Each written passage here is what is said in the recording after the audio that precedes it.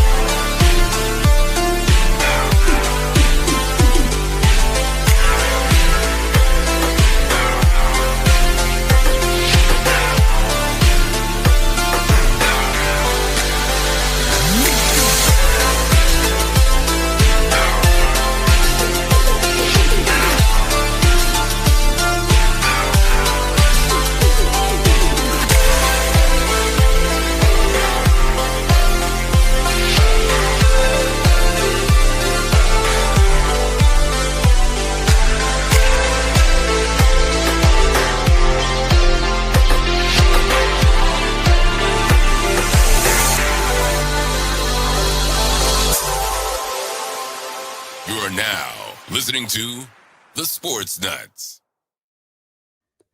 Welcome, y'all. It is Friday. We made it. You made it. Oh man, we finally got to that Friday hurdle. Thank you all for tuning in all week. We have had so much fun, such a great response by everybody. It really has been a real treat to have basically an episode every day. It's been a lot of fun. Man, I want to give a special shout out to everybody who is listening to literally the greatest sports talk show ever in the Sports Nutz on 95.5 KFCE in Terrell, Texas, as well as TigerNation.live and the other radio stations that we air on, as well as the 37 other countries we air in. Thank you guys for the overwhelming support. It really does mean a lot to us. We just surpassed the 3,300 subscriber mark. It really does mean the world to us. As you guys see, we're all here but one. That's because he is at a daddy-daughter dance, and I say go have fun, seriously, because you only have a 10-year-old once. So, and I'm not there yet. I'm close, but I'm not there yet with my daughters. Y'all, we have a special guest tonight. This gentleman is going to come on. His name is Bo Crutch. He's going to talk to us about the Seattle Kraken. As you see, Shane's little background there shows the Seattle Kraken him. But man, Shane, how are you doing, sir? Well, man, the work week is done. Man, it's Friday night, 7:30. Man, it's a better, no better time than to be here talking with you guys. Real excited for special guest tonight, but man, a big weekend coming up too. So looking real forward to Sunday for sure. Oh yes, it's about to get good. Oh my God, look at this. Pensman, man, he is back after a long week of being under the weather, man. What's going on with you, sir? Doing good, hanging in there. Bummed I'm here. Gotta support right. Bo, so gotta support my friend Bo. So that's right. Ain't nothing wrong with that. And look, my dude sitting right below me, Brian Pettit. Man, we're starting to become a regular having you on, man. How you doing? I'm doing good. It's Friday, and also, by the way, Olympics starts tonight. Actually, they started this morning. But the opening ceremonies is tonight. The opening ceremonies have already aired. Yeah. But because remember, they're 7 hours ahead of us. But my daughters, Eastland and Addison and Holden, Daddy, can we stay up and watch some of the opening ceremonies? I'm like, yes, y'all can watch some of the opening ceremonies. The Olympics is a big event in the Keeler household, indeed. Oh, man. So after our guy Bo does leave, we still have a lot to talk about. The Pro Football Hall of Fame class of 2026 was officially announced last night. We'll let you know who they are in just a few minutes. And then it got us thinking, the first-time Hall of Fame ballots, the potential members for 2027, they too have been announced, and we'll go over that list. And I want you guys to maybe tell me, who do you think will be the first ballot guaranteed on that list? There's a lot of big names in there. Your 2025-26 NFL MVP is. We'll tell you guys in a minute who he is, and just what happened on the stage was really cool. One of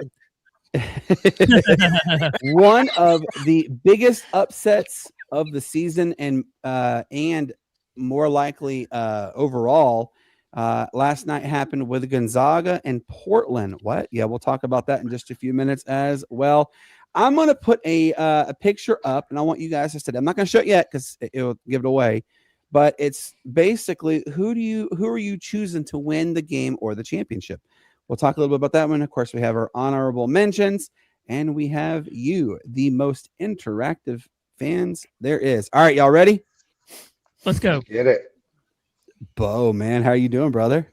Doing good. Thanks for having me on, guys. Oh, man. Hey, turn your volume just a little up. A little up.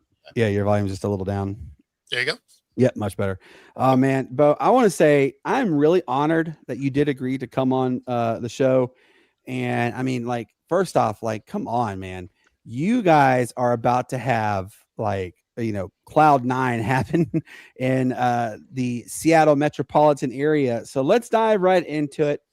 Now, we are witnessing one of, if not the most competitive NHL season, especially with the Western Conference, Yes. with how close it is. I mean, gosh, it is like you look over here, you have somebody breathing down your neck, look right here, someone breathing, you look behind you. Look, I mean, it's literally everybody is, they're jostling. The only one that's technically not jostling, although it's coming, is Colorado. Obviously, we're about to have a much needed, deserved 1 month Olympic break. My question to you, Bo, is who do you think is poised to turn heads to start the second half of the NHL season? Man, that's a good question. It's such a weird break this time with the Olympics. And so that's where I think it's going to be a little bit of chaos for that first couple of weeks coming out. Some of these teams that may be floundering a little bit might be able to regroup and go. And then you have to wonder, does Colorado start to fall apart? They've been on this run, and then all of a sudden you have this huge break. Does that kill that momentum? I would say there's a lot of bubble teams that are going to take this time off to try and regroup and get right to make a playoff run. Absolutely. And, I'm going to tell you this also. I'd be okay seeing Colorado lose. I'm a diehard Tampa Bay Lightning fan. As you know, Pinsman is a diehard Pittsburgh Penguins guy, and Shane is a diehard Carolina Hurricanes, or we like to joke with him and call them the Virginia Hurricanes. Now, Brian, he's starting to get into the thick of the NHL. He's still up in the air. Yeah, it's starting to become that NHL obsession. So, but his team though is the Nashville Preds. So as you see, we're pretty well covered on that one. But man, like I said, I'm okay seeing Colorado just flounder right away. Shane, go ahead, man. Oh yeah, Bo. Thanks again for coming on with us tonight. The Seattle Kraken is one of the newest NHL franchises, just getting started there in 2021. What was it like around the city? With the announcement of the new franchise. I know they'd been kind of waiting on one since about 2012, 2013. But what was it like for that announcement to finally come through? And then what was it like during that inaugural season there for the Kraken? Yeah, so obviously during the announcement, there was a lot of excitement, right? And despite the fact that we haven't had NHL teams here, we did have hockey here, right? So we had the Seattle Thunderbirds. We also had the Everett Silvertips.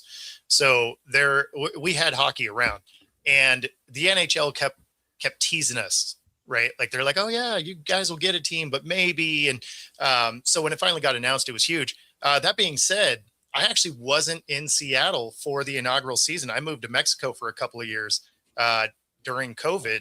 And so I missed that inaugural season. Oh, darn. You had to go you had to go and be in, paradise. Yeah, 2 blocks from the beach. It was rough. So, the Seattle Kraken, you guys now, I will say this, you guys are sitting at third place in the Pacific. You're literally, though, you're right behind Vegas and Edmonton. You guys are at 63 points. They're at 64. You're like, gosh, so close. Now, I want to go and also look at the rest of the division, though. Oh, yeah, that's Look true. at the points through the rest of the division. Like, everybody's close. Yeah, oh my God, you're right. Everybody is like, I will say this. I'm actually shocked to see what Edmonton has done. You know, they had that really lethargic start, and I was thinking, and Pence will even tell you, I was like, man, I don't think Edmonton's going to go back to the playoffs. Well, they've definitely turned heads the right way. You know, now we've started seeing the emergence of greatness again, finally, for the Tampa Bay Lightning. They're 19-1-1 in their last 21 matches. They're only, I think, 4 points behind Colorado now for the best overall record in all of NHL, which Colorado can have that because, you know, nobody has ever won the Stanley Cup if they've won the President's Trophy. No one's ever done that. So, but, you know, what are your thoughts on the differences from last season to this season? Because like I said, this season, by far, I think, honestly, this is the best season since 2019 for NHL standards. What do you think? Yeah, I mean, there's a lot of parity around. Certainly in the Pacific Division is crazy. But I think that's where the Olympic break becomes very interesting because outside of, you know, Colorado kind of running away, there's a ton of parity. So it's going to be very interesting to see which one of these teams just falls apart having that time off and which one that may be lurking way in the background that kind of figures stuff out.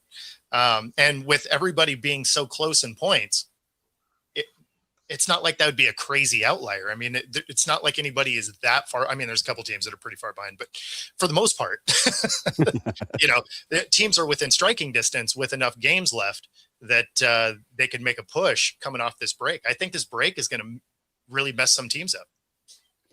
You know, we had Phil Hewlett, the PA address announcer for the Anaheim Ducks on the other day, and that was actually a really cool experience to speak with him. And he has sentimented the same thing that you're saying, Bo. And it's really, the West is really anybody's game right now. I mean, obviously you have the exceptions with Minnesota, you have the exceptions with Colorado, but, you know, not by much. I mean, Minnesota, they're hanging on by the hair of their chinny chin chin kind of thing. So it's not solid yet. I mean, we have 30 games now after the break comes back. We're about to get in like the nitty gritty, the meaty part of the NHL season. Oh, I can't wait. Shane, go ahead, man. Oh yeah, well, you know, this year the Seattle Kraken are right there in the middle of the playoff hunt. You know, as you and Brandon have alluded to there in that Western Conference. You know, it's been a little while for Seattle though. It's been since the 2022-23 season that they made the playoffs. What could you see if Seattle does break through, get one of those playoff spots? How's the atmosphere around the climate arena is going to be? Yeah. So, I mean, obviously anytime you're in the playoffs, you know, the atmosphere is electric, right? I mean, when you go to a Kraken game anyway, you know, even through the ups and downs of this season, I mean, it's been a roller coaster ride if you're a Kraken fan. They'd go on a run, they'd get up into that, you know, second spot, and then they fell apart and fell to second to last and then climbed their way back in. You know, they started the season off looking like they were going to set the new record for the most ties in a season. I mean, there was so much going on with this Kraken team. So, and during all of that, the crowd's been electric. So that won't be the issue. You know, and I see one of the comments, Rob, you know, asking kind of where it is they think they're going to end up. Right. And the problem is they are kind of a one-sided team, right? They're good on defense. They struggle to score. And that is where a lot of those ties happened early in the year, is because they could hold people down, but then they couldn't capitalize. And they were among, you know, the bottom of the league for much of the year as far as power play goals. But they would find ways to give up shorthanded goals, right? So they'd come up short on penalty kills, which that's a rough way to go down. So unfortunately, the scoring end of this team, even if they get into the playoffs, is a real question mark, because there'll be moments where they'll get they'll find the back of the net, and then they'll go on runs where they fall apart and they fall back down the standings. That may work during the regular season. That'll get you out of a series real quick in the playoffs. Yeah, at times, I swear, Bo, you probably see this too, that some teams in the NHL, they can't even buy a goal. Like they can't even get out of their own zone, let alone a goal. And it's you can literally just sit there and beat your brain like, dude, what are you guys doing? Get it out of your zone. Come on and play the way you know how to play. All right, Pinsman, you have a question? Go ahead, man. Well, first off, congratulations to your Seattle Seahawks of making the Super Bowl, and it's good to see you since it's been a while. We need to catch up on some stuff, Bo. But my question is, do you think the goaltending with Joey and Philip, do you think that's a mixture of why they're at 63 points? Do you think the goaltending is the issue? Because Matt Murray's only had 5 games, and Joey's had the most, and Philip is the second. What do you think? You think the goaltending's the problem to have 63 points? No, I don't think goaltending is the issue. I think the issue is the amount of shots on goal is the problem. Okay. Because the goalies have been good, but we've gone into overtime periods where we ended up with 1 shot on goal for the whole period. Well, if you only get 1 shot on goal, you know where the puck is the rest of the time?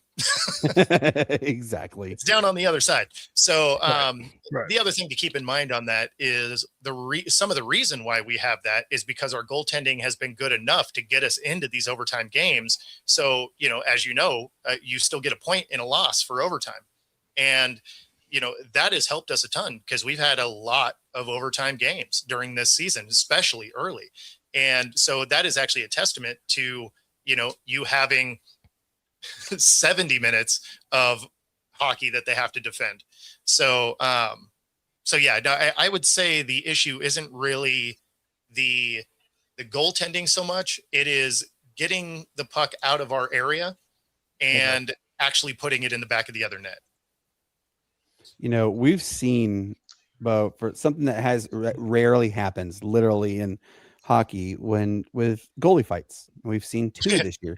We've been blessed. So Pinsman and I are on the phone when they did the stadium series, and he goes, "Oh, there's a fight, because Andre Vasilevsky's coming out there and he's ready to lay some haymakers." And of course, both Pinsman and I are like, "Well, that was a quick fight. Come on, that was not what we were expecting." But look at the overall push that the fights have actually had. And I don't know if you saw last night. I'm pretty sure you did. You saw last night with my Tampa Bay Lightning taking on the absolute laughing stock of the state of Florida with the Florida Panthers. And I don't know if you saw this. They had more players in the penalty box than they had room for the penalty box. And I know that the Tampa Bay Lightning mascot was kind of joking, giving them chairs. They really kind of needed to have chairs in the penalty box, because there were so many. But what in your eyes, whenever you see a game like that where when they're going to lay haymakers, what type of excitement does that generate for the fans and even for the team? Like, we saw what it did with Andre Vasilevsky when he got into the fight with Swayman, and then Tampa just said, "All right, yeah, let's go score," because Boston, for whatever reason, thought the entire second period belonged to a power play for whatever reason on that one. But what do fights really do to does it really in general ignite a team to possibly go into victory, or no? It can. There's more of the entertainment value for the fans, probably. Goalie fights are funny though, because that is full on, just like, they're so padded up that it's just like Transformers fighting out there, right? Like, I love there's that. no real fight happening. There's too many pads, and but they're entertaining and they're rare, right? So when they do happen, you're like, oh wow, a goalie fight, that's crazy. But yeah, when there's a lot of fights, it actually makes me think of lower level hockey, right? Like WHL, stuff like that, because there was always lots of fights in that. And So when you see that, it makes you think of the lower level stuff when you're watching the guys that are, in their late teens, low 20s, where you're like, oh yeah, this is going to be some boxing, and then hockey will break out every now and then. So anytime you see that in the NHL, it is kind of entertaining. Shane, go ahead, man. Oh yeah, well, as Pittman mentioned, the Seahawks are in the big game this coming Sunday. Just kind of veer off the hockey thing for a little while, since it's such a big moment there for Seattle. Give us kind of your keys to the game and your prediction on it. Yeah. I mean, obviously, I've been talking about this for 2 weeks. Like this has dominated the airwaves for sure. Some keys to the game, from Seattle's side, is they got to protect the ball, right? Sam has to be smart with the ball, which is something he has been really good at this postseason so far. They also have to figure out how to get Walker going. I don't expect him to have a huge day, but he needs to be going enough that they have to respect it, right? But I'm looking for Shaheed to have some key moments in this game. AJ Barner is going to have some key moments in this game, because he's going to be used in some of that rush blocking, and that's going to allow him to do some of these kind of stunt blocks where he can float out into a zone. I expect to see him get some catches on probably some important third downs. I could definitely see him getting like an anytime touchdown in this game for the exact same reason, is if they can get Walker going right away, then they'll have to play up on that, which will allow him to kind of leak in behind the line there. We had a friend of ours. We did our Super Bowl preview show yesterday, and we had a guy come on, and he said, whoever tries to get cute, the first person who tries to get cute is going to cost them big in the game. And the question obviously is for everybody, and including you, who do you think will be the first to get quote unquote cute and cost their team a touchdown or even more? So I don't think either team is going to get cute. These are both coaches that are defensive minded. So they are more about possession and, keeping the ball. Not to say that there's not going to be some creative plays in this game. Certainly there will be. But I don't think it's going to be one of those, Kyle Shanahan's where I kind of outcoach myself in a moment. I don't see that being a thing. What it might be is an execution issue where you end up with a turnover. And that's where I think turnovers loom hard, huge in this one, where whoever loses the turnover battle loses this game, because both these defenses are legit. Yeah, I think this is, I'm sorry, Richard Sherman, you had your Legion of Boom. Yep. I think this is better than the Legion of Boom. This defense, and I played defense. That was one of my favorite positions. My most memorable game, I had 4.5 sacks in one game. That was nice. That was electrifying for me when I did that. And this defense is uber stout. I mean, I don't know if some people could even see this just being an absolute one-sided show, and we could see Seattle get away with this really quick. It depends on, can Drake May overcome the level of aggression that Seattle's defense has. Who do you think wins this game? Give us your final score. Yeah, so I have this as a tough battle. I know people keep talking about Seattle running away with this thing. I don't see that being a real thing. I have it as a 27-24 Seattle victory here. This one's going to be a battle. And with the over-under of 4.5, I actually have the Patriots covering. So Seattle wins outright, and I think it hits the over. But I could see the Patriots covering here. Rob, you have a good question there. Where's the panel at on it? Obviously, I have Seattle winning, but we got some Patriot fans in here. Or what are we looking at? I like the Patriots in the matchup. It's all dependent on their secondary against the receivers from Seattle, but I do like the Patriots, and I'm with you on the over under. I think it's definitely going to hit over. It's going to be a really good game. I'm really excited, and I'm also sad too, Bo, and I'm pretty sure you are too, that when we had all this build up to August, and we're like, man, it's gonna be here. Yes, it's gonna get here. It's gonna get here. And then it goes, and you're like, dude, that was the fastest, as Pensman like said, that was the fastest 3 minutes in any game because it's so quick. And you're like, that's not Whoop. fair. I don't want NFL. Whoop. Yeah, I don't want the NFL to go like that. I mean, what is going to be your mindset once the clocks hit zero? Are you gonna be like, that was one bleep of a season, and man, I can't wait to see what happens, or like, man, I can't believe the season's over? Like, which one is it going to be for you? I don't end up with that downtime. So, obviously I cover the Seahawks, but then as soon as they're done, Kraken's still going, right? So I'll be right back into that. And then you are less than a month away from Major League Rugby kicking off. And then you're a month and a half away from the WNBA kicking off. And I'm media credentialed for all of these. So I'm in all these stadiums. So I don't really end up with the downtime to be like, have that Boys to Men song. It's so hard to, say goodbye. Like, I love that. I'm just on to the next thing. And so, yeah, don't get me wrong. Like, the season always goes so fast. The off season seems like it takes forever. You get these little like segments where you got the draft and some pro days and, all of these little things along the way. And then, you got that slow build into the season, and then it's off to the races. And then it feels like as soon as it started, it's over. So I agree with you there, but my off season isn't. You did mention the WNBA. We don't know yet. We're all in limbo, like what's going to happen. Do you think that we will head into a lockout, or is there going to be like a last second ditch to get there's going to be some deal that's going to come at 11:59 in the evening, and the WNBA season is saved? What do you think? So if they're waiting for that, it's a problem anyway. Mm-hmm. And the reason for that is a lot of your veteran stars aren't under contract anywhere. All those players had their contracts end at the end of this CBA. So even if you were to somehow get this miraculous push at the very last second, the players still aren't under contract. So these teams would still have to try and get players. No, I think we're on the precipice of a lockout here because the WNBA is severely overplaying their hand.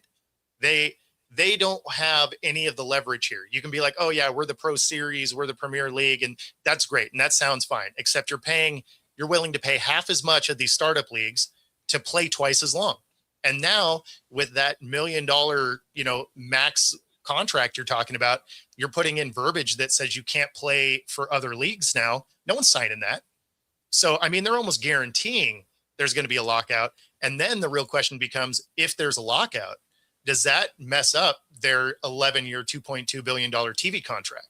Or does that TV contract say, hey, you're not actually putting a product on the floor. Maybe I want to look at Unrivaled or Project B or any of these other startup leagues that are starting to come through. So no, I think the WNBA is severely overplaying their hand. The players have all the leverage here, and their other leagues are paying more than twice as much.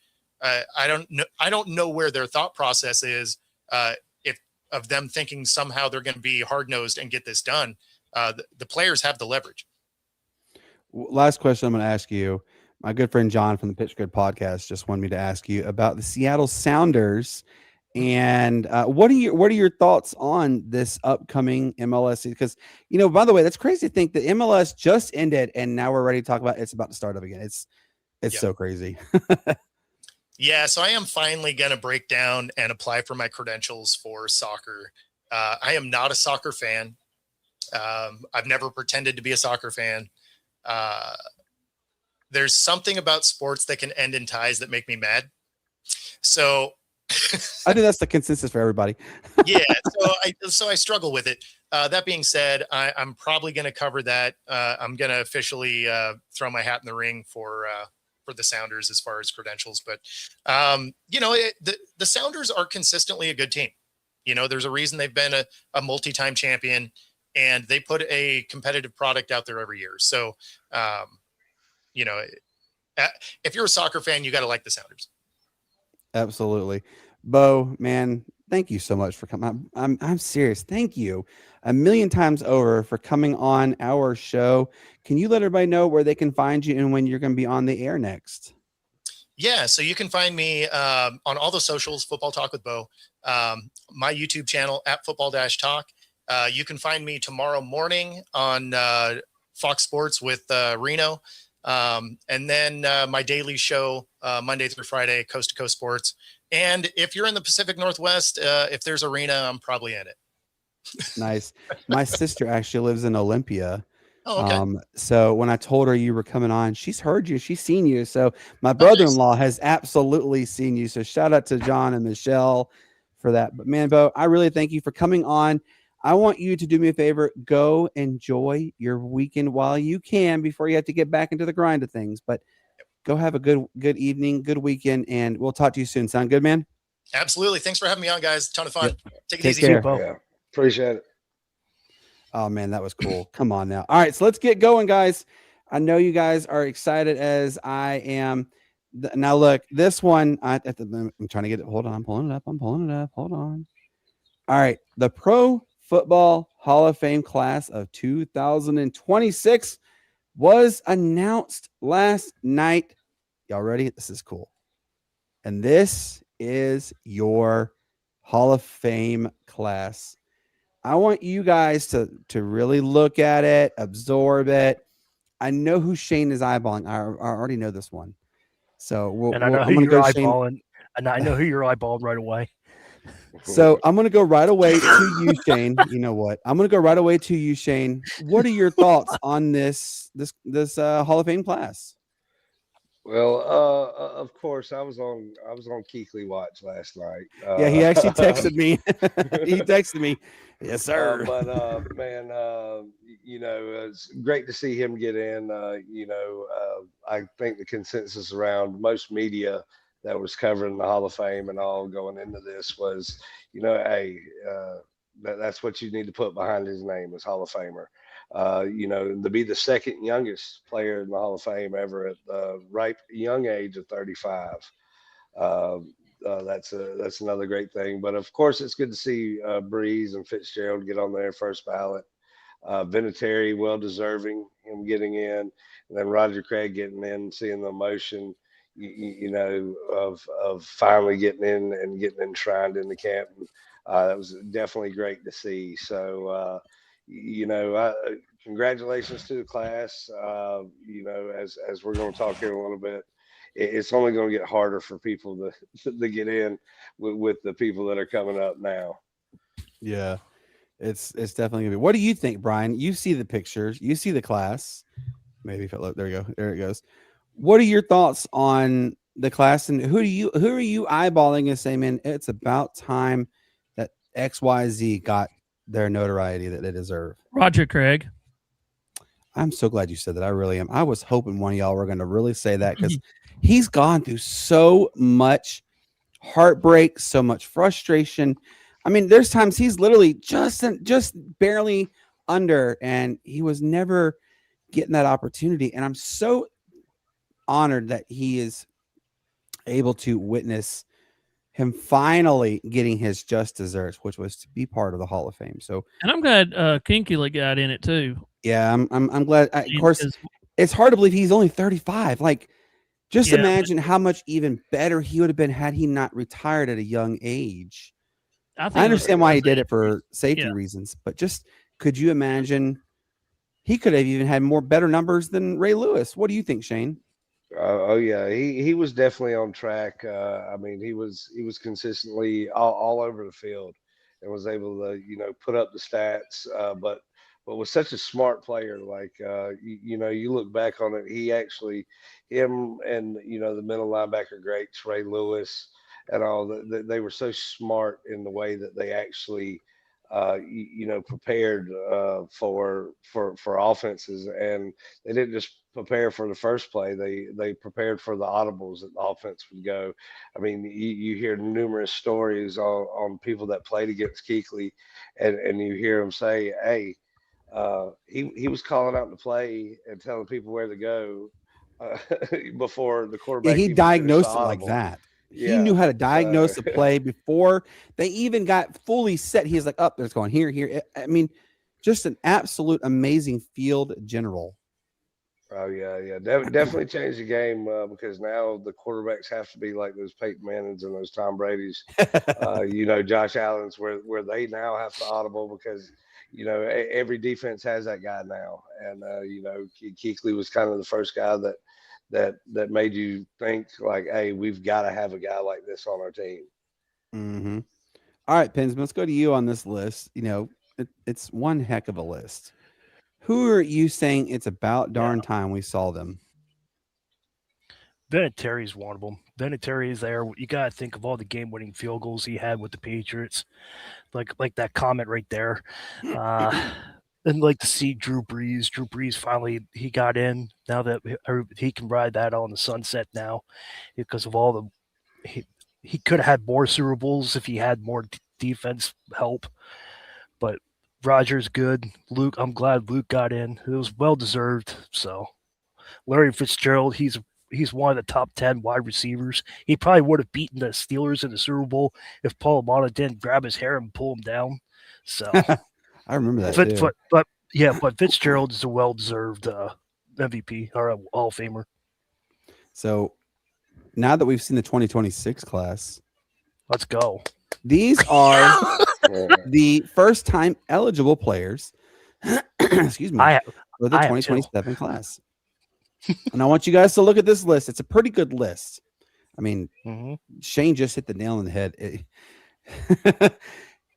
Players that are going to have to deal with the likes of having some of these players to try and compete against. It's going to be pretty challenging. So Shane, you see this list. You there's a lot of great names on there. Who in your mind gets first ballot? Who do you think gets on there right away, just off this list? Well, this is the first list, but you'll have a few names here that are definitely going to be considered those first ballots. So they'll definitely get the finalist nominations. You probably got about 5 or 6 players, but first off, they're only going to take 2 or 3 of these first ballots, but. So you look at the names like Gronk, Big Ben, and AP. Those are definitely going to be the strongest considerations for those first ballot Hall of Famer kind of nods. Then after that, you can see Sherman. Another name on there is Wentworth. Gerald McCoy is another name. The stats that he had, never missing a game really. Every game that he played in, he started as well. So, that's kind of, some of the names that you'll see. Of course, you see some of the controversial names there, like Mr. Brown and stuff like that. So, it's going to be very interesting to see. Also, it's come out today that the NFL is going to be looking deeper into the current voting situation and the panel that they have. So it's definitely going to be a very interesting list, to say the least, and how the NFL changes that committee that votes on these Hall of Famers. So we can only wait and see, but there's like 5 or 6, like I said, that are definitely going to get considered for that first ballot. Brian, you see this list. I want you to tell me, who do you think are surefire first ballots on this list? I'm going to say Le'Veon Bell, Gronk, Adrian Peterson, and Sherman. That'd be my picks right there. You think why would you give Le'Veon Bell the nod over Ben Roethlisberger though? Because he had a good career. Look at Mike over here. Mike shaking his head. I know. That's why I'm not looking at him. But no. Ben is Ben. I mean, that's my top. Bell was horrible. Well, he's correct me if I'm wrong. Didn't Bell only have like 1 or 2 really good seasons, and the rest of the time it was then he cried to his mom. Then he fall. Yeah, he fell off the rocker too, really bad. Yeah, he cried to his mom, and then went into boxing. So you heard what you've heard. Now, Pensman, you've heard what Brian said. Yeah. Give us your first ballot guarantees that you think on this list will get in. Ben will get in. Rob Gronkowski will get in. Jared McCoy will get in. I don't know why Brown was in. Brown didn't. Congratulations, Antonio Brown, but after Cincinnati game, you fell off the rocker and you went nowhere. So I don't know why Brown's on the list, but if you guys know me, I'm a realist. So yeah, Adrian Peterson, he has to be in. So that's my list. But I just don't understand why Antonio Brown's in. Yeah, I can tell you one name on this list that I'm looking at, and that's probably got the statistics and probably should be one of these Hall of Famers. That's probably going to have to wait it out. But Ryan Kerrigan down there at the very bottom, just a solid player and kind of what you expect. He deserves that. Not Le'Veon He does deserve it. You know who I think though, Shane, that I'm surprised you guys did not mention his name? Andrew Whitworth. I did. One of the best linemen. I'm talking about Brian and Pensman. I think he will be first. I think it'll be him and Rob will be they're guaranteed first. Ben Roethlisberger, I could see it. I could see it like an 80%. Has he retired long enough? Yeah, these are all eligible after 5 years. These are all the players that are currently eligible. Yeah, I'm talking about your player though. Okay. Yeah, Andrew Whitworth. Whitworth. He won the Super Bowl with the Rams, then he retired. With the Rams, yeah. Okay. All right. I didn't know if that was 5 years ago or not. Yeah, he's a very good, very, very good lineman. Oh man, I mean, I didn't realize. Man of the year. Yes, I mean, and he is such a humble individual. If you ever get a chance, go. He posts a lot of videos of he has a podcast too. But if you go look at it, just listen to him. He is so well versed. He is an actual genuine person. I mean, he is very well loved still, even to this day in the NFL. Right. I think the three that'll guarantee to get in first ballot would be Andrew Whitworth, Rob Gronkowski, and Adrian Peterson. I'm not excluding Ben Roethlisberger because Big Ben did do a tremendous amount of work to make the Steelers what they are, which is known as reliability. A year in and year out, they're always in the playoffs. That's what it was with him. He was one heck of a player for them. The player I think that's going to have a hard time. I'm not going to include Antonio Brown. I don't think Antonio Brown gets in anytime soon. I just don't see it. The one player I think is going to have a really hard time would be Cam Newton, just because of Cam Newton and his mouth and his antics. If Cam Newton can just hush, then I think he has a better opportunity than. And who cares about you wearing 50,000 freaking hats and feathers and whatever else? Just shut up sometimes, and you be surprised. But Alex Mack's definitely going to get on there too. Alex Mack did a lot of good things for the Atlanta Falcons. I could honestly see Alex Mack going in when he does go in, he will go in as a Falcon. I could see it. Gerald McCoy definitely is going to go in as a Buccaneer. I mean, he did such great things. It's just hold on. You're giving the Buccaneers credit? I am. Wow. I'm giving Gerald McCoy credit. Wow. I'm giving McCoy credit because you heard it first, everybody. You heard it right here. Gerald McCoy ate the Atlanta Falcons up for breakfast, lunch, and dinner every time he played. And when he announced that he was retiring, I was like, thank God not to see him anymore because he was always in the backfield. I'm so proud. You know what? All right, let's go to the next topic, y'all. Your 2025-26 NFL MVP is 37-year-old Matthew Stafford. Oh, man, now, I thought it was George Sanders. Model citizen. I will say this, okay? Man. I don't know if you guys saw what he did last night, but, I'm going to give a shout out to him as well for being – he is ultra proud of his girls. He is a girl dad times 4. I am a girl dad times 4. And I think it's the greatest thing ever to be a girl dad. I love being a girl dad. And if you guys go back and look, all 4 of his daughters, they were in the same dress. They all were smiling ear to ear. And then here was the coolest announcement. He goes, I'll look forward to seeing you all next year when we're kicking everybody's bleep.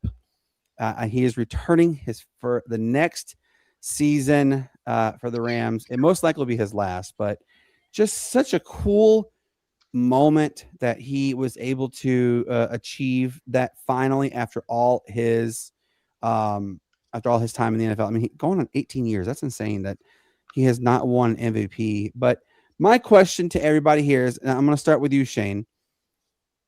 Could the planets align and everything just comes out right that Matthew Stafford gets to ride off into the sunset, hoisting that Lombardi a second time?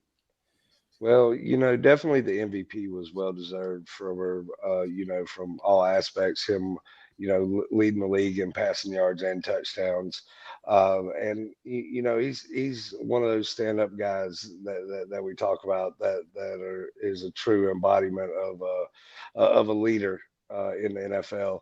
So with all that being said, though, we're in a state of everybody moves around in the off season now.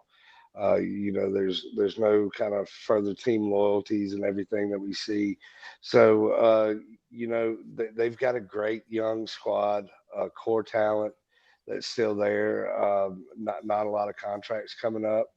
I could definitely see them being in the hunt next year, for sure, especially with Stafford coming back. As you mentioned, he's 37, so it's his playing style and all that, he could go a few more years if he wanted to. I think, as you mentioned, him being such a great father and a person outside of the game, I think that he's probably going to want to take some time before it really takes a toll on him, being in the older years in the NFL. But I could definitely see if they go to the Super Bowl and win one. Definitely kind of making it swan song, as we talked about Andrew Whitworth just a second ago. That's one of those tear-jerking moments, where the cameras had him and his kids there after the game, and the confetti's coming down and all, telling them, "Hey, Daddy's done." That you could definitely see that from Stafford, but I think he's still got a couple more years of good ball left in him. But we'll just see how the next season goes and how it might end up. Oh yeah, and like John just said here, girl dads are awesome. He is one. Yes, John has 2 beautiful daughters, and it really. I mean, Brian's a girl dad. He has a daughter. I think she just turned. How old did Savannah just turn, Brian? She turned 15. Yeah, so Brian has a 15-year-old daughter, and it's just something about it. But I mean, you could literally see it, you could hear it. Everything about Matthew Stafford and his acceptances, his girls mean the absolute world to him, and I mean, I love it. That is where it means the most. And little surprising fact, you probably guys didn't know this.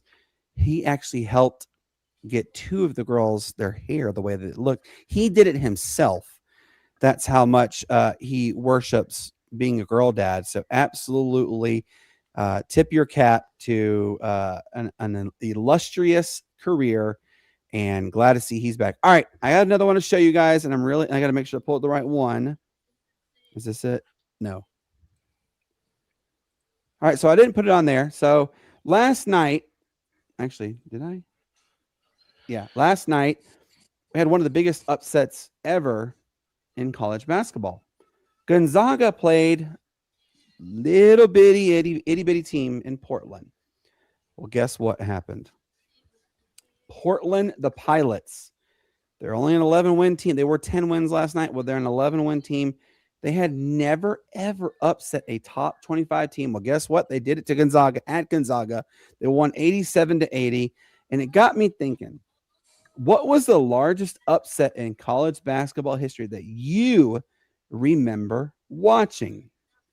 I was going to say give you 2, but I want you to just give me 1 for time constraints. I'm going to go to Shane first, then we'll do Mike, and then we'll do Brian. So Shane, give me one of the largest upsets in college basketball history that you remember watching?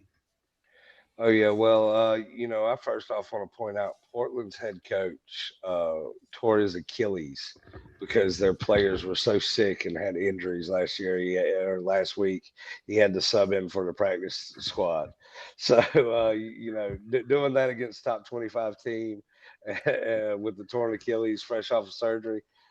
Shout out to him for doing that. But my first one that I remember is probably one of the biggest upsets, that we've seen in the NCAA tournament history when George Mason took down number one overall UConn there in the 2006 tournament. They went through seeds 6, 3, 7, and eventually won. One of the first big mid majors to be into the NCAA tournament and go all the way down to the Final Four. That was just kind of a special team. They all the offense had double figures, all the starters. And they just, they took down Rudy Gay and a number one UConn team.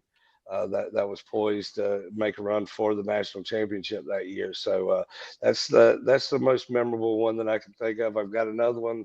Of course, Virginia Tech beating Duke in the ACC championship game a few years back. But I could go on for a long time for that one. But so let's go ahead and move to Mike for the next Mike's over there shaking his head because Mike is actually a Duke fan. So, Mike, what about you? What is the biggest upset? I remember that what he's talking about.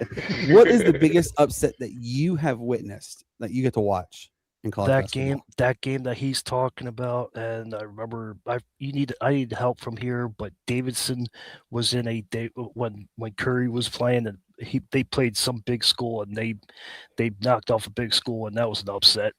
Nobody couldn't believe it. I don't remember. I have to think back. Let us, John, if you know that answer, please let us know too. Yeah. I just know that was a huge upset. And I remember watching. I just can't remember who Davidson was playing. What about you, Brian?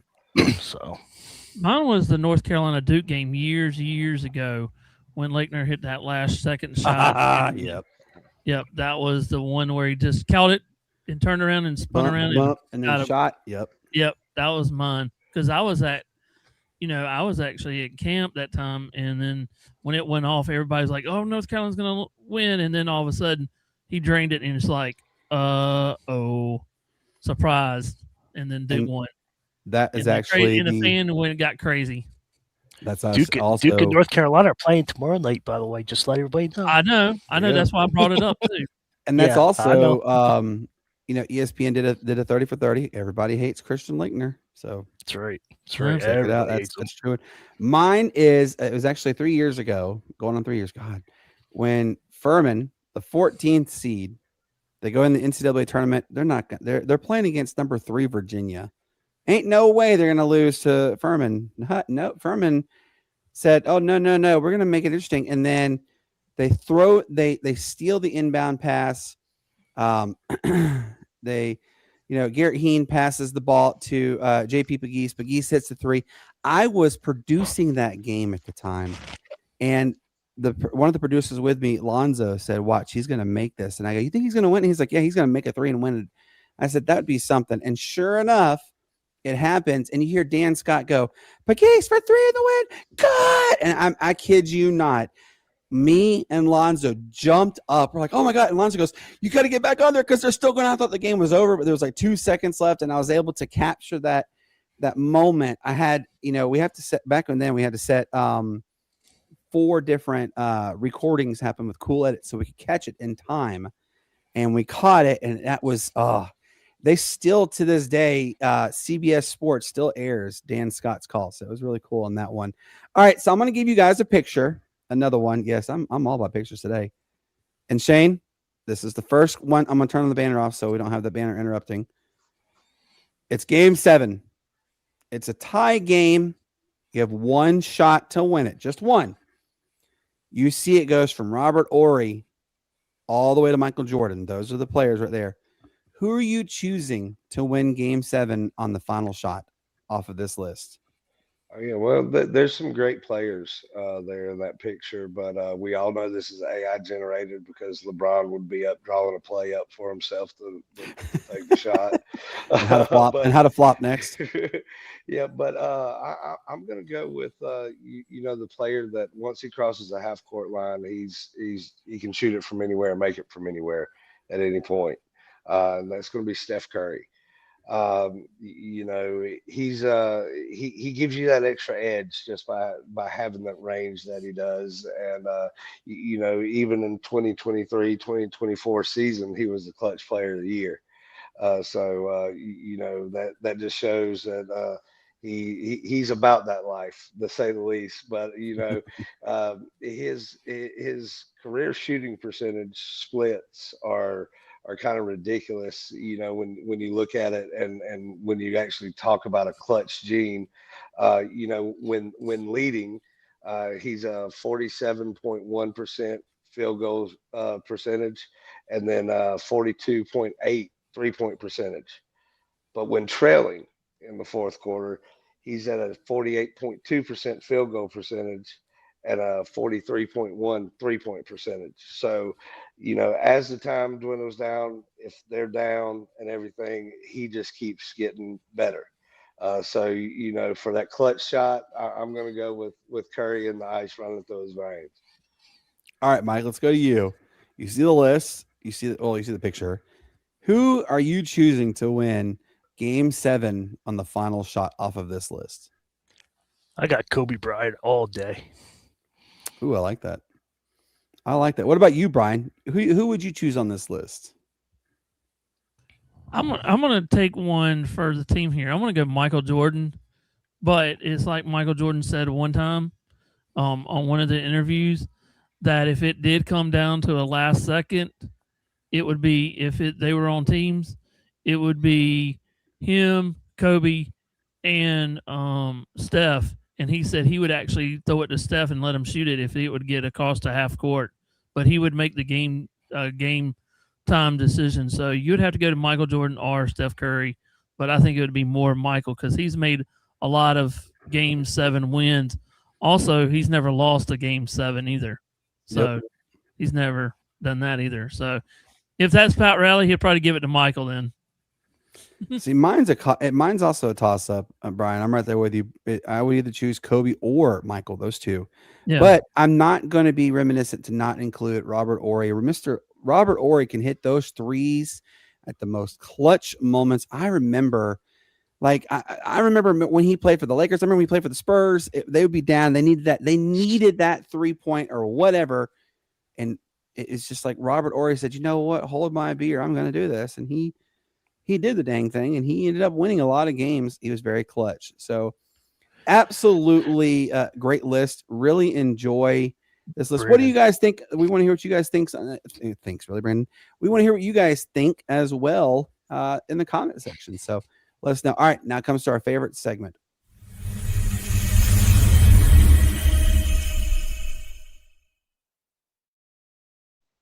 Yes, it is our honorable mentions. We are working on a slide, actually. Brian's going to try and make it a more flashier slide on that. But, you know, there's a lot of things that we like to cover with the honorable mentions. We usually cover 1 to 3 stories that the mainstream media either doesn't cover often enough or cover, period. My first one is shout out to what is transpiring between the Western Athletic Conference and Utah Valley. This is from them. This is from the WAC. This was last night. Beginning today with the men's basketball game between Abilene Christian University and Utah Valley University, the Western Athletic Conference has removed all Utah Valley University home athletic contests from its broadcast schedule until further notice. These events will not be available for broadcast on ESPN Plus or otherwise. This action is required due to Utah Valley University's failure to meet its obligations under WAC bylaws, resulting in the status as a member institution not in good standing. I'm not going to read the whole thing, but I'm going to tell you now, somebody getting fired. And also, Utah Valley is leaving the WAC. I mean, it was already been announced they're leaving the Western Athletic Conference. So, I mean, are they really going to shed a tear? Yes, because of the broadcast revenue that could come about, but no, they're not going to cry about it. Ding, give us your first honorable mention, sir. My first honorable mention, I don't know if we've mentioned it or covered it here in the past week, but about a week You ago, did. You did. shout out to the IndyCar series in Washington, D.C. There'll be a Freedom 250 that's going to be run August 21st through the 23rd. There in the streets in the Grand Prix style of DC, going right by the Capitol and all that kind of good stuff. Shout out to them. It's the year of the 250th anniversary of America, and man, we're seeing some good events lining up for this. Not only with the IndyCar series in DC, but the NASCAR going out to San Diego and doing it at the Naval Base. So, shout out to them and America for the 250th birthday. Amen. All right, Brian, give us your first honorable mention, sir. I'm actually going to go Clemson basketball. Last night they won over Syracuse. Are you sure it's Clemson basketball? Is it football, soccer, hockey? No, it's basketball. But you got to think about this. Clemson's only lost. What surprises me though, Clemson's only had one loss in the ACC this year. They've lost 4 games total. It's insane. Yeah, I know, but they've only. I guess lost that old cliche, the Brad Brown LLL, is gone because he's winning. Yeah, so it's going to come down to Clemson and Duke, in a couple months right here. So you know he's got a good ball team. So we'll have to see if Clemson chokes or Clemson keeps on winning. Absolutely. All right, Bensman, give us your first honorable mention, sir. In case you guys missed it last night, Avery Hayes just got called up to the Pittsburgh Penguins organization, and first 2 shots he takes, he gets 2 goals. So that's my first shot. That's my first honorable mention is Avery Hayes for his sensational debut last night.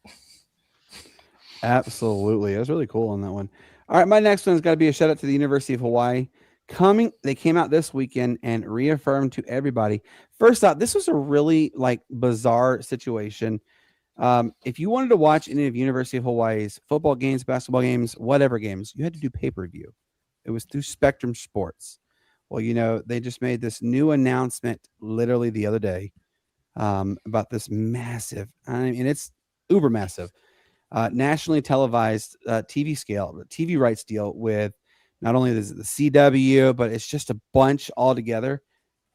Hawaii said, you're not doing pay-per-view anymore. You will get to watch every game for free. And Hawaii has already announced, and this is from our good friend Ku'ule Agbenyani. She's also told us too that, remember last year they had 6 nationally televised games. Well, this year it's already been announced they have more.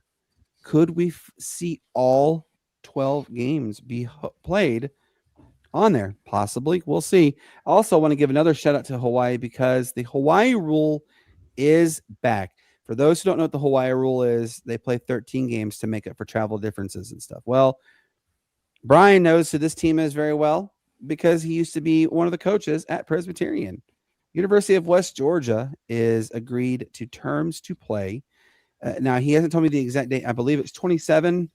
If not 27, it'd be 28 for sure. But University of West Georgia is going to travel out to Honolulu and play at the University of Hawaii. So there is the 13th game. It is back. This is back. I have to do it. Shane, give us your next honorable mention, sir. Well, my next honorable mention is kind of going to be like yours, a little two-parter. First off, I want to give a shout out to new rookie offensive player of the year, Ted McMillan, for the Carolina Panthers. Led all rookies in receiving yards with 1,014. Led all rookies with receiving touchdowns in 7. Also put him in the top 15 in the league in both those categories as well. Want to shout him out, and also winning Tom Brady's LFG Offensive Rookie of the Year earlier in the week. But the state of North Carolina, just going to shout them out. I mean, it's been a great week. You got the Duke North Carolina matchup coming up tomorrow. Drake May, UNC alum, playing in the Super Bowl. Tet and Luke Kuechly with their honors last night at the award show. And then not to mention J. Cole just dropped a new album, and it's worth a listen. That's a name I haven't heard in a while. Wow, I haven't heard his name in forever. He's back. That's been a very long time. All right, Brian, I know you're taking a sip of your soda, but give us your next honorable mention, sir. I'm gonna have to give it to NASCAR what they did this week. They called it when it needed to. They raced a little bit Monday, so give them props to how what they did and got the track clean. It was kind of a messy deal, but all in all, we're ready to go racing this week. The twins and all that. Amen to that one. All right, Pinsman, give us your second honorable mention, sir. This is my last one. February 20th, baseball returns. Next Sunday, Daytona is happening. So, boogity, and let's play ball, everybody. Spring training and NASCAR's around the corner. That's right. Real quick, want to let everybody know also, go on to Pinsman's YouTube channel. He is, he's our hockey guy, so he will be covering both men's and women's hockey coverage in the Winter Olympics. He has already posted several shorts for the women's hockey. It did start earlier. Remember, they're 7 hours ahead of us, so they've already had everything done. So go and check them out. Give them a subscribe as well. And our guy Brian Pettit will be doing a lot more NASCAR races, and him and Shane are going to link up. Actually, do a couple racing moments there. So it's going to be a lot of fun. Please make sure you get your popcorn ready. I had to use a T-O-O-N there. Sorry. I want to give a shout out to the greatest sports spectacles that takes place every 4 years. And it did start today. And I'm talking about the Winter Olympics, the Olympics in general. But yes, the Winter Olympics are back. Brian has a little fan in the background there, but yes, the Winter Olympics are back and they're better than ever. And we're really excited to see how many medals each country takes and who wins the gold medal count. So we'll stay into that one. All right, Shane, give us your final honorable mention, sir. Yeah, well, we'll tag along on that one with you. The mixed curling is 3-0 for the USA right now. So yeah, well, one of those sports that's great to watch during the Olympics. But my last honorable mention shout out is going to go to the 49ers and the Rams. They're going to play the first game in Melbourne, Australia, coming up next year. And also shout out to the NFL for putting games in Paris and Rio de Janeiro this coming year. Makes a total of 9 international games. So it's opening up that conversation that we've had a little while back about a possible permanent international team being in the NFL. So shout out to them for growing the sport, and man, it should be a good game there in Australia. I believe it's at the cricket field that can seat over 100,000 anyway. So should be real interesting. They're going to Australia. This is from our guy John. Shout out to Lindsey Vaughn. She shredded her only ACL she had left. Remember, she had a total knee replacement, and she competed today. And it's going to be extra hard for her. She's even come out and said she doesn't have anything left to prove for anybody, but she is going to skate and compete in the Olympics. Her final one ever. She's guaranteed this will be the final one with no ACL. So shout out to Lindsey Vaughn, indeed. All right, Brian, give us your final honorable mention, sir.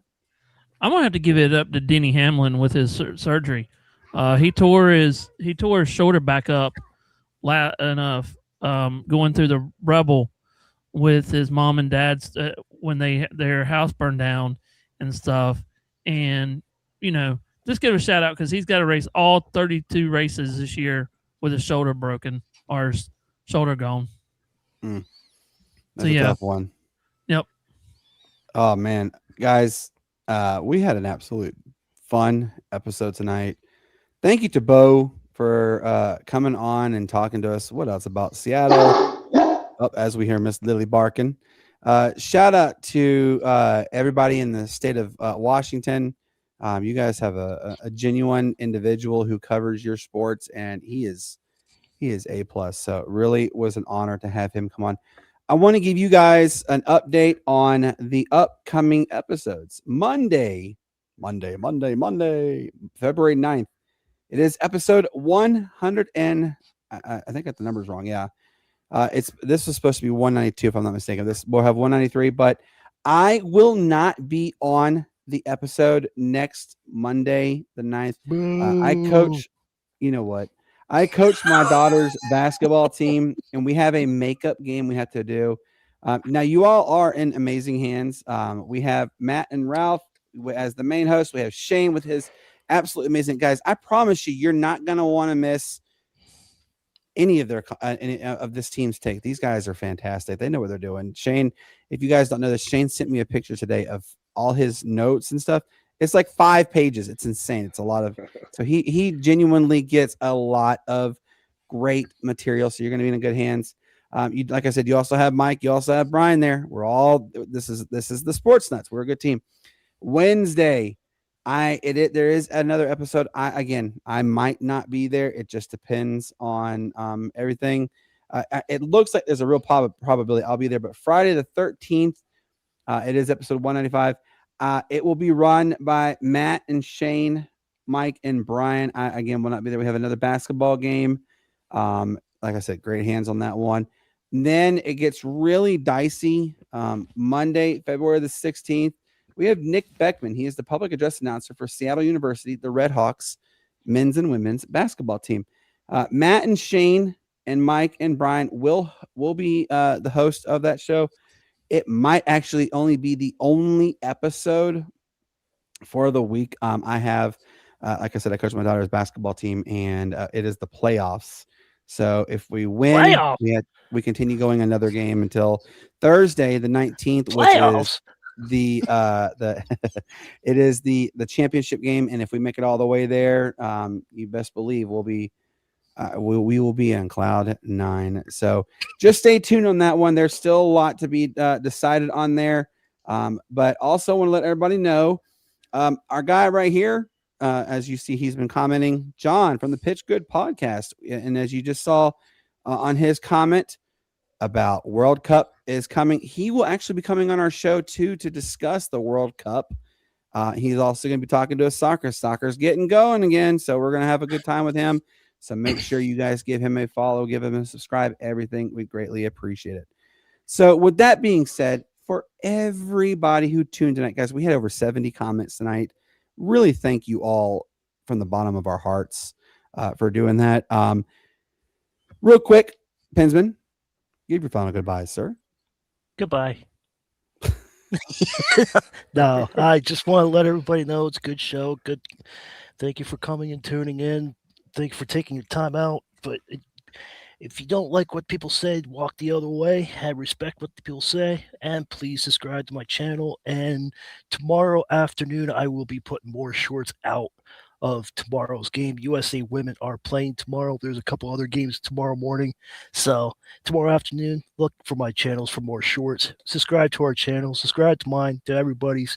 And everybody stay safe. Amen to that one. Brian, give your final goodbye, sir. Just be safe, be kind, and love each other. That's it. I like it. Great show. Now, look, our guy Matt will always tell you it is the weekend. Yes, we're all going to partake in. We're going to partake in some adult libations. Don't drink. If you're going to drink, don't drive. If you're going to drink, then call an Uber, call a rideshare, because last thing you don't want to have behind you is the whoops, because then you're in a world of a whole lot of hurting right there, and you don't want, because I guarantee you, with it being the Super Bowl, and just a lot of other sporting events, the Olympics, you're probably going to be seen by that judge until at least Tuesday. So you don't want to get stuck behind bars, as Matt would always tell you. All right, Shane, give your final goodbyes, sir. Oh yeah, well, hope everybody has fun watching the big game this weekend. I know I'm probably going to be a couple pounds heavier with the menu that I got going on already. But man, hope everybody enjoys their weekend. Again, thank everybody for coming on, listening, watching us this evening. And as I always tell everybody, may the good Lord bless you. Peace, love, and bacon grease. Peace, love, and bacon grease, indeed. Guys, I always tell you the same thing, and I'm going to tell you again. Peace up, A Town down. Why? It literally is the greatest sports day there ever was. Shout out to the Atlanta Hawks, by the way, y'all. They since they made all these massive trades, they had a player. This was a crazy story. They were gonna fly him out the next day. He said, no, I'm going to drive. He drove all the way to the Atlanta Hawks game last night and scored 26 points. And that's pretty dedicated. That shows that he has the heart of a champion. So shout out to the Atlanta Hawks and everybody. I hope you guys have a fantastic weekend. Enjoy the Olympics. Enjoy the Super Bowl. Hopefully, if you're cheering for the Seahawks, they win. If you're cheering for the Patriots, they win. You guys have a fantastic evening, and we'll talk to you on Monday. Goodbye.